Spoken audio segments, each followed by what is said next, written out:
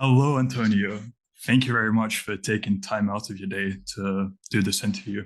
I know you're very busy, so I really appreciate you being here, especially since it's 8 a.m. in the morning for you. So, how are you? I'm good, man. I'm good. Early bird gets the worm. Even on Christmas, it's always good to do some housekeeping. That way I have the opportunities to be with my loved ones and stuff. So I'm glad we can do this early, get it out of the way. Awesome.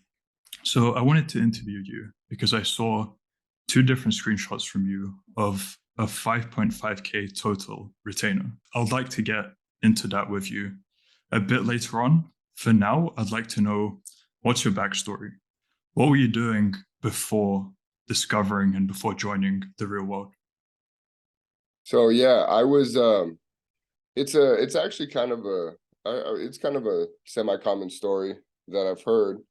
So it's almost been a year since I've been in the real world. And it was about last December. I'm in the military. So I have about a year until I out process and my contract is done with the military. And I've had enough of hurry up and wait. I've had enough of people pretty much, telling me what to do. So I was like, man, I'll try with this entrepreneurial route. I thought it was going to be some like crazy thing that only a select amount of people who had these secret codes that knew the secrets of the universe could actually do. But I said, you know what, fuck it, I'm gonna take a bet on myself. And so I basically was reading Rich Dad Poor Dad, and I was like, yeah, this is the way to go. The way that the tax system is structured, the way that the lifestyle is for the people who decide to go and take a bet on themselves uh, would actually go through with it. So I heard Tate on a podcast, and I was just like, you know what, it's $50, might as well. And I've always wanted to do something with writing because I've always been creatively inclined that way. And I found the copywriting campus. I worked at it for about 2.5 months. Like that's all I did was just like learn the patterns and learn how to actually create that mindset of an entrepreneur. And then I got a couple of small wins with some projects, and then I got some bigger wins later. So that's how I pretty much started. Great. You mentioned you found out about Tate on a podcast. So why were you drawn to Tate? What was it about him? And yeah.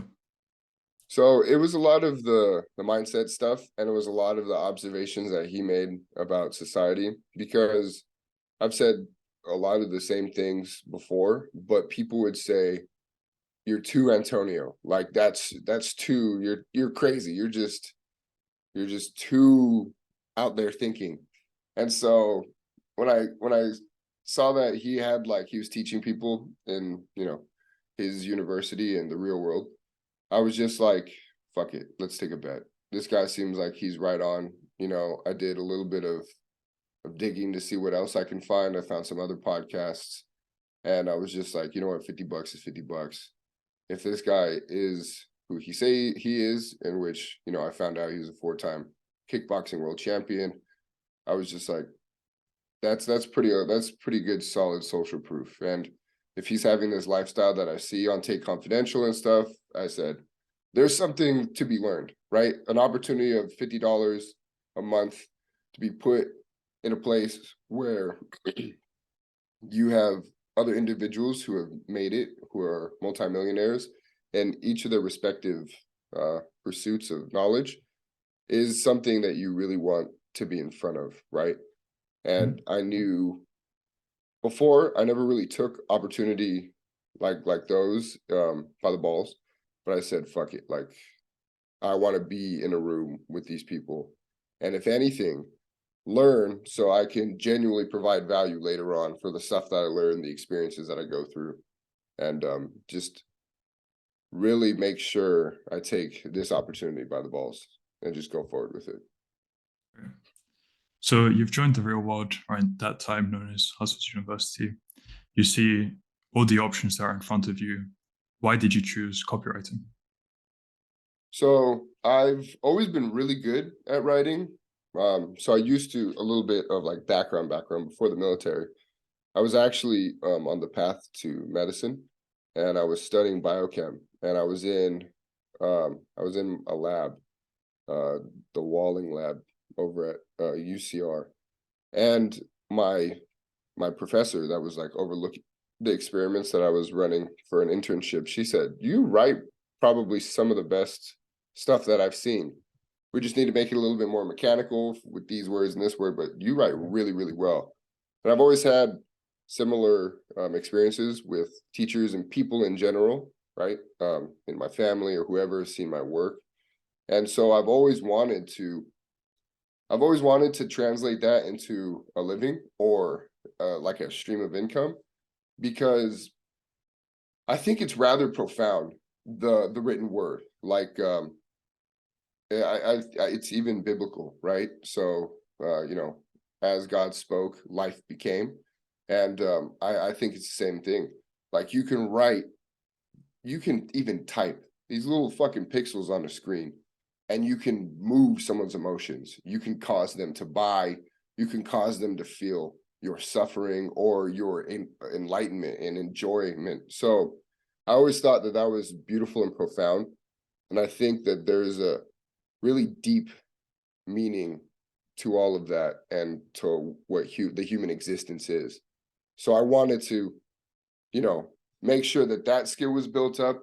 And plus, at the time, even though I make money with like military and some other side stuff I was doing, like crypto and all that good stuff, before everything just fucking hit the fan, uh, I wanted to consider myself broke. I wanted to consider myself poor, because I wanted to build a skill set that I can take and translate through all realms of business.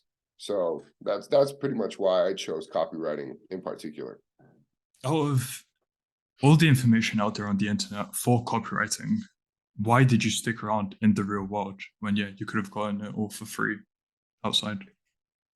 So, you know, it's actually kind of funny is you can't get it for free. You can't. You have to pay a price if you really want to know how to like really move people emotionally, and if you really want to know how to understand the philosophies behind not just copywriting but outreach to people through cold email, having the mindset of an entrepreneur, having the mindset of someone who's in this hustle and grind and trying to get out of the rat race.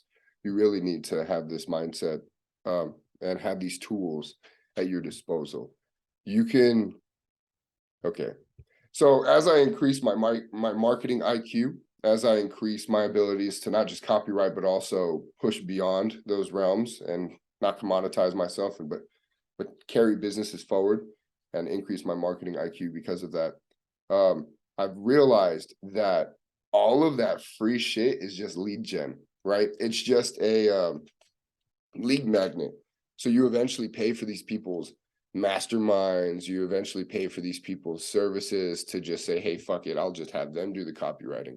So I started to get really annoyed by all that other stuff, right? I was already in the real world, or HU at the time.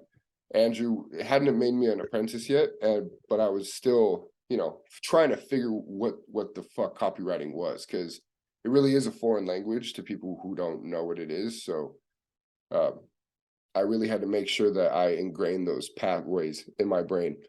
And I was trying to look at other stuff, right? Because I consumed all the content and I was like rewatching it 3-4 times that Andrew put out, the copywriting professor. And I realized these dudes on YouTube, LinkedIn, whatever, they're really just trying to upsell you on something. So I really believe in the whole value exchange. And for $50, all the value I got from Andrew, and he was updating stuff and dropping massive knowledge. And then I made connections with the other apprentices before they were apprentices at the time, made connections with other people that I still talk to today, and we have this value exchange. That was awesome. That was amazing. The culture really kept me there, and also just the value, the overload of value really kept me there, especially because, like I said, these other copywriting people, like,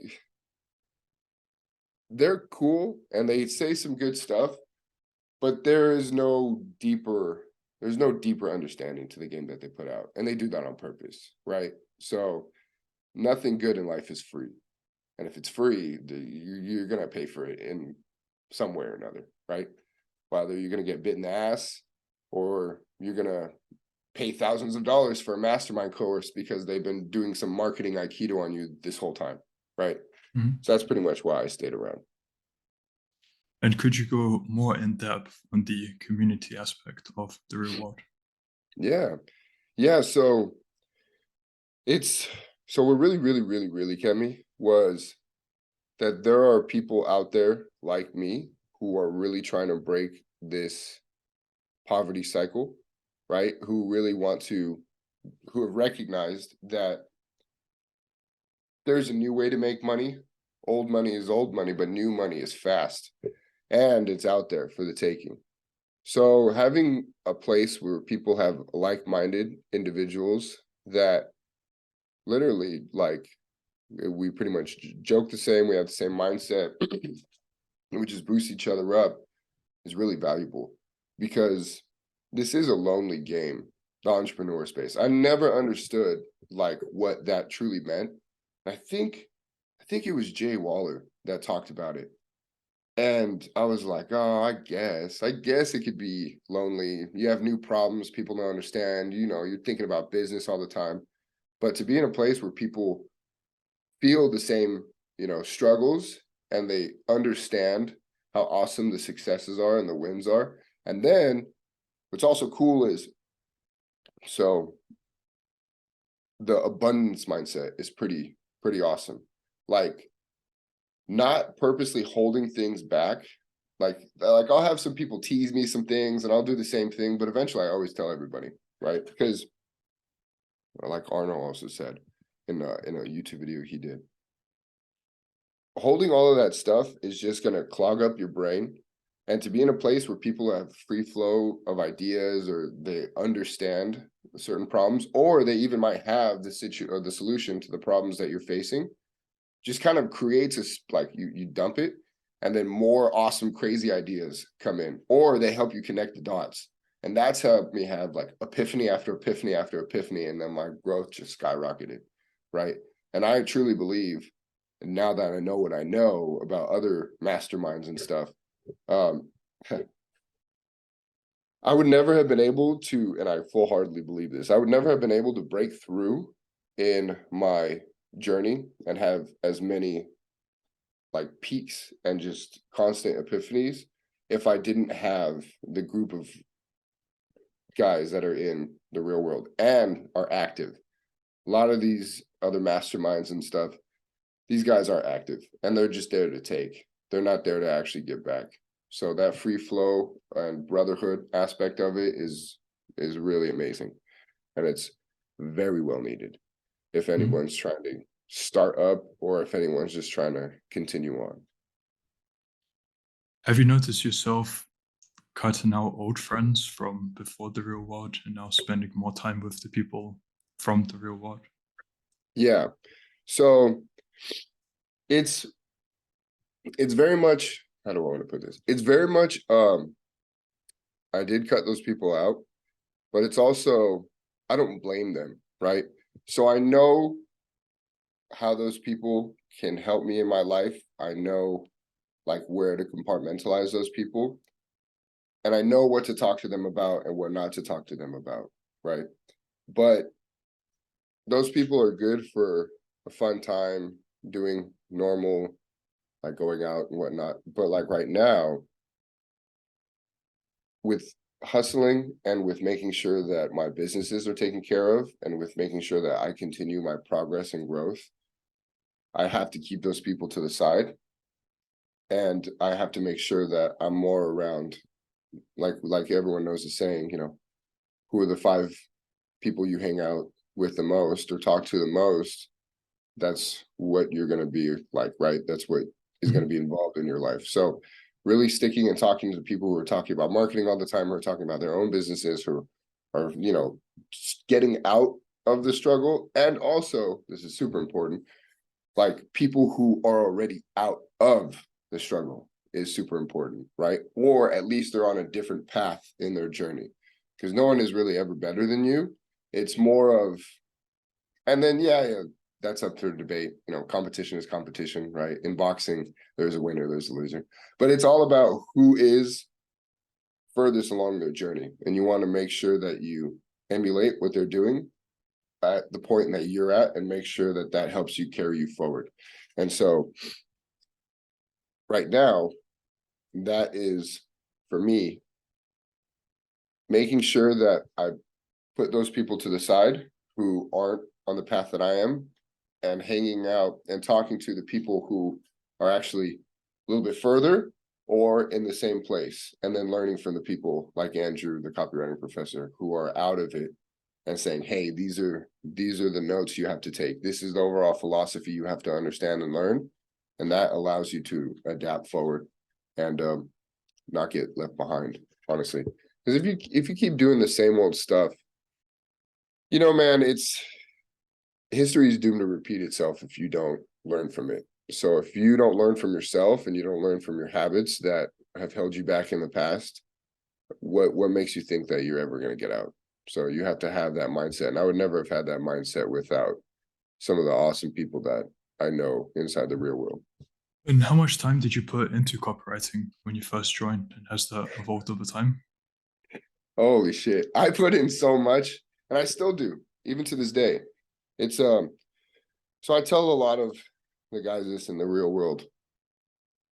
You really have to eat, breathe, and shit copywriting. That was the only way I would have understand what I know now, especially on the greater implications of marketing in general for businesses. There are hours you have to put in. You don't become a master overnight. An overnight success is not an overnight success. You just don't see the hundreds, if not thousands of hours that they put into their work and their craft, right?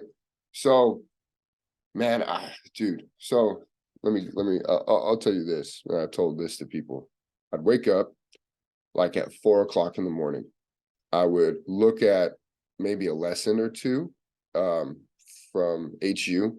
Back then it was HU.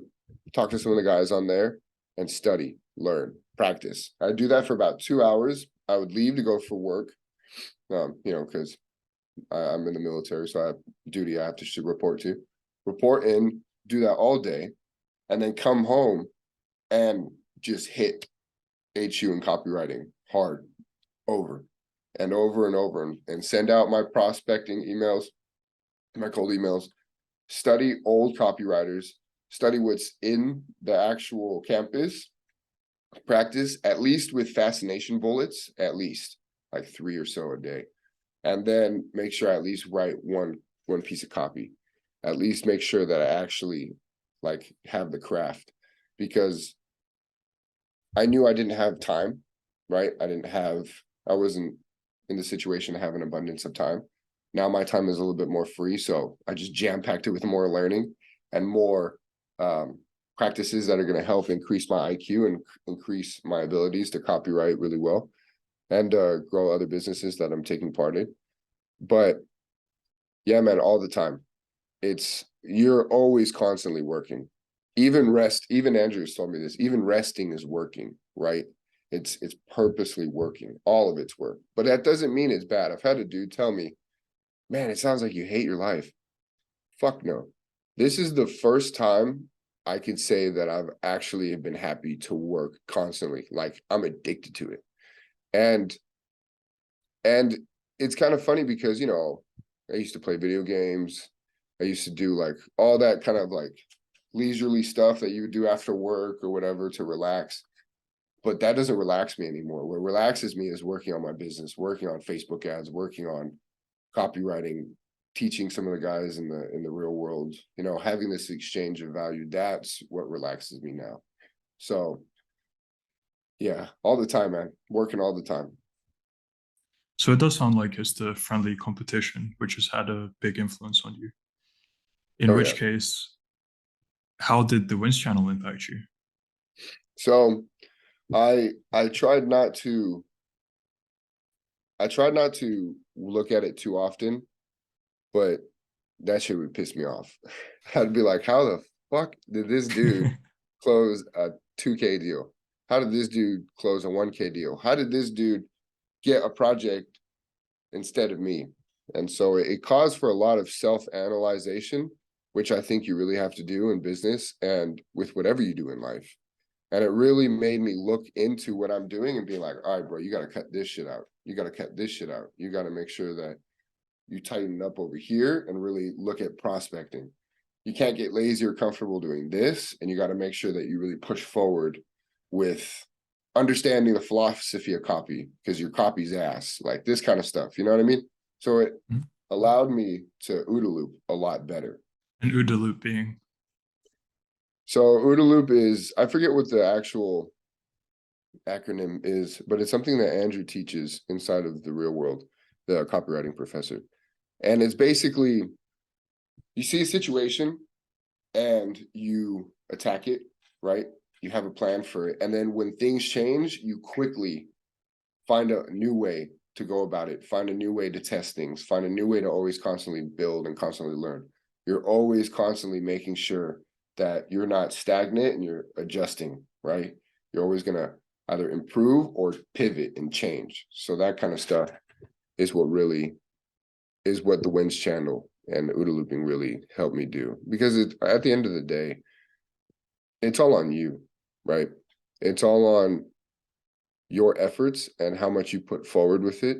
And if you just sit there on the wins channel and go, fuck, and you're just in this low constant state, then man, that's not gonna help you, right?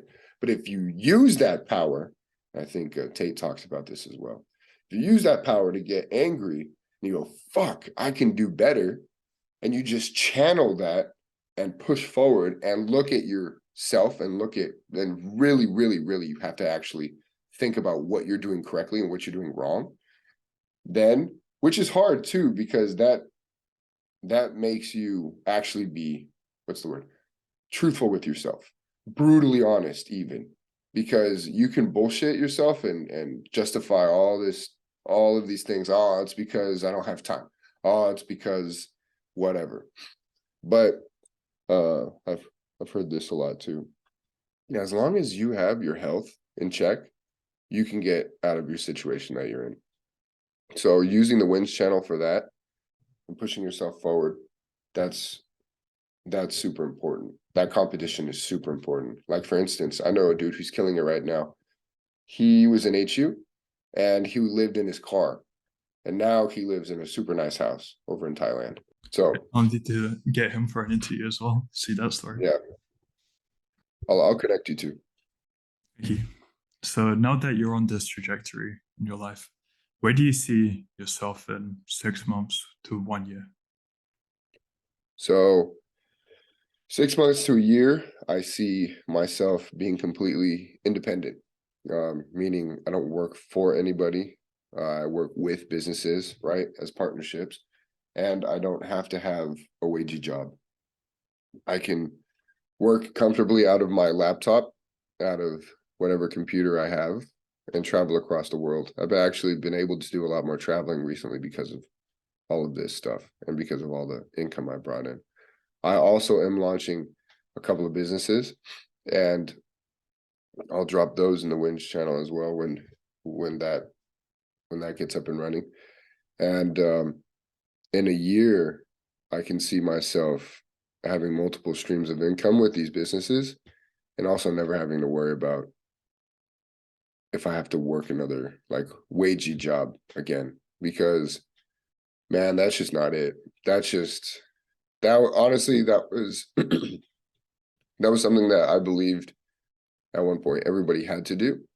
But now I realize you can completely work for yourself and work independently. And as long as you have a good mindset, and as long as you have a good work ethic, as long as you're smart and truthful, and you're very good at analyzing what's going right and what's going wrong, you can just push forward and pretty much succeed in any endeavor that you go with, right? And there's going to be some failures and stuff. I've had some offers and stuff that are completely tanked, but you learn, right?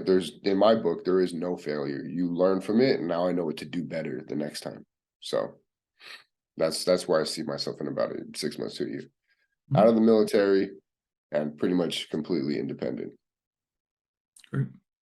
And could you give us a breakdown of your current jobs? So as I said, I saw your 2.5K and 2K screenshots. That's correct, right? Those amounts. Yeah. Yeah. So could you give us a So breakdown of that and anything else that's happening? yeah, so there was that client. And then right now I'm in talks with a couple of other people. We haven't settled on any numbers yet, so I'm not gonna, I don't count money until it's in the bank. But I've also launched an agency. I've also launched several offers myself that I'm running through with Facebook ads. And right now it's a big, especially because Q1 is about to hit and people are, it's the end of Q4. People already, I've set up some campaigns for a couple of my clients, and in talking with them on setting up offers for the start of Q1.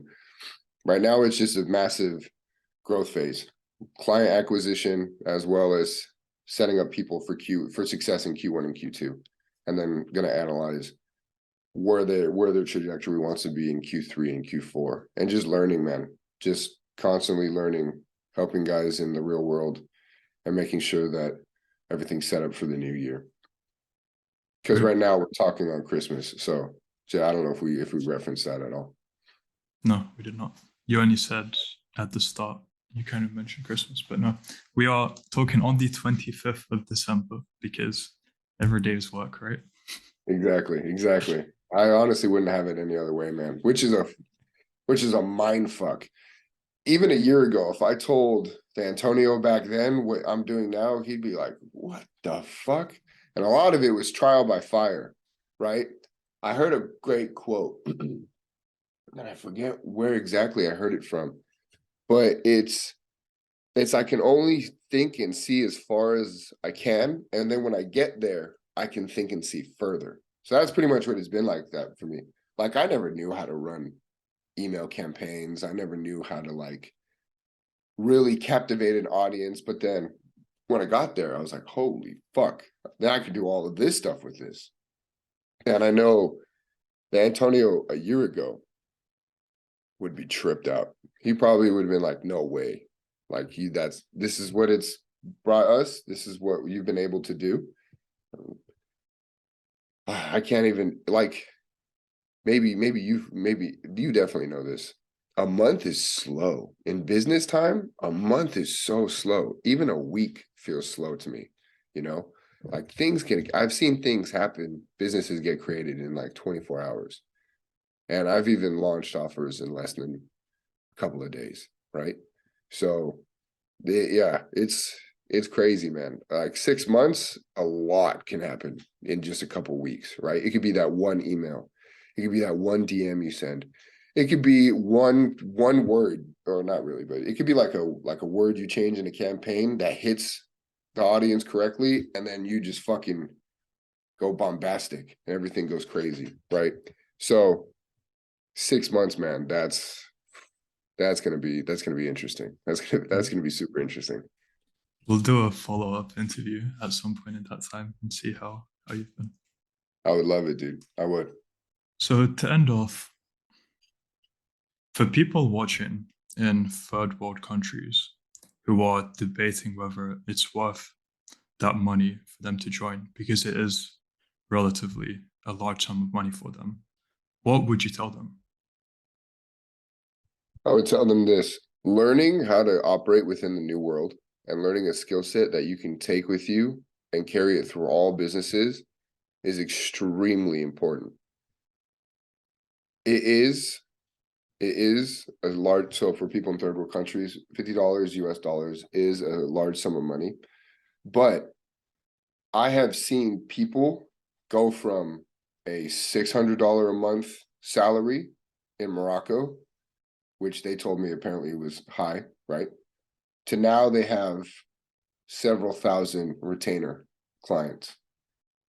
And it didn't happen overnight, but as long as you genuinely hustle, you genuinely grind, you genuinely think about it, you can use all of that energy and put it into something. And as long as you're professional and you really hustle and grind with it, you can put it into something that's going to pay you dividends later.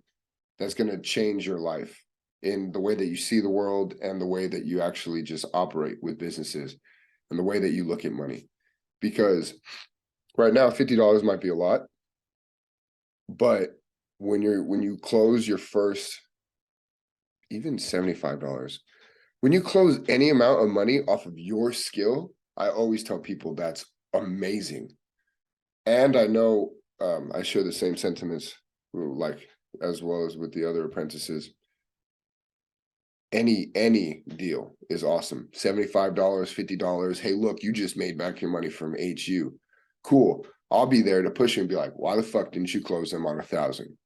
Then we're gonna look and see why you didn't, or where you came from, whether it was scarcity mentality, whether it was I just had no idea. All right, cool. Let's operate. Let's move. Let's make sure that we build.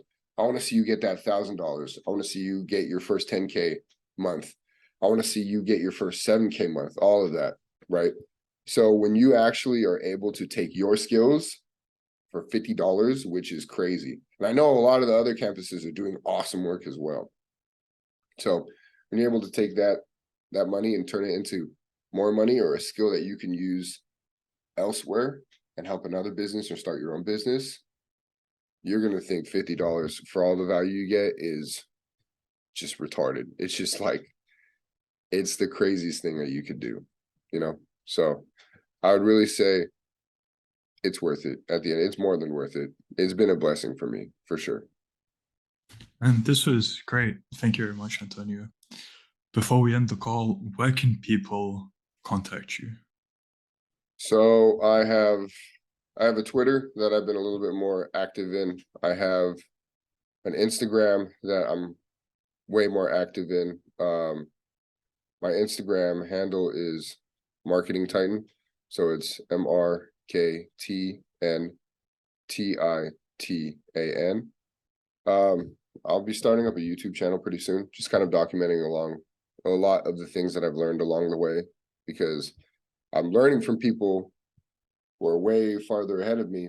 And someone like, I believe Arno and Dylan Madden, the professor, and not a couple of the other professors, said that they wish that they would have hopped up on YouTube and documented their journey. So I'm not stupid, man. Like, I'm going to learn, right?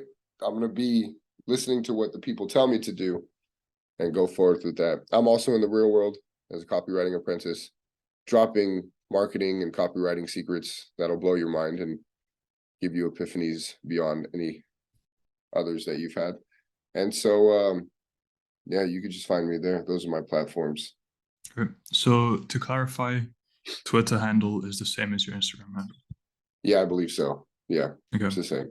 All of this will be in the description of the video. Let me know once you've launched your YouTube channel. I will add that to the description as well. Well, awesome.